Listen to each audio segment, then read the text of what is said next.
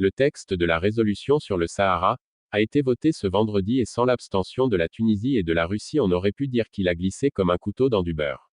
Du coup, le mandat la MINURSO est prorogé d'une année. Les 4 entités, Maroc, Algérie, Mauritanie et Polisario, sous l'égide de l'ONU, vont se réunir à nouveau sous le même format des tables rondes, n'en déplaise à l'Algérie, partie prenante de ce conflit qui n'a que trop duré. Le processus de recensement dans les camps de Tindouf auquel l'Algérie s'y est toujours opposée sera relancé, ne lui en déplaise. On veillera également aux droits de l'homme aussi bien au Sahara qu'à Tindouf.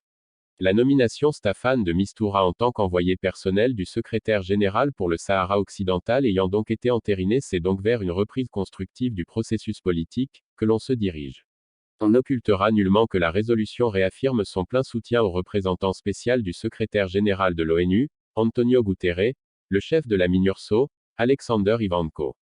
C'est du tout positif, nous dira le spécialiste en la question, Mohamed Talib, membre du Conseil royal consultatif pour les affaires sahariennes Corcas. L'abstention de la Tunisie ressentie comme une trahison par le peuple marocain. On regrettera cependant l'abstention de la Tunisie au vote qui s'inscrit comme un coup de couteau dans le dos, ajoutera-t-il. Et si la Russie s'est abstenue, on peut mettre cela sur la friction avec les États-Unis car, si abstention il y a eu, la Fédération de Russie l'a expliqué par le fait que la résolution a été préparée par son meilleur rival, et que donc c'est un parti pris, puisqu'il y avait eu reconnaissance de la souveraineté de la marocanité du Sahara par les États-Unis.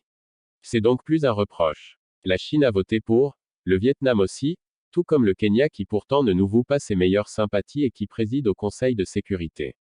Le Kenya a voté pour, quoiqu'ayant dans son explication de vote demandé à intégrer l'UA au processus politique de ce conflit, ce que le Royaume refuse, a également déploré notre interlocuteur. La position de la Tunisie nous laisse perplexes, d'autant plus qu'elle n'a même pas daigné l'expliquer comme l'ont fait la plupart des pays votants.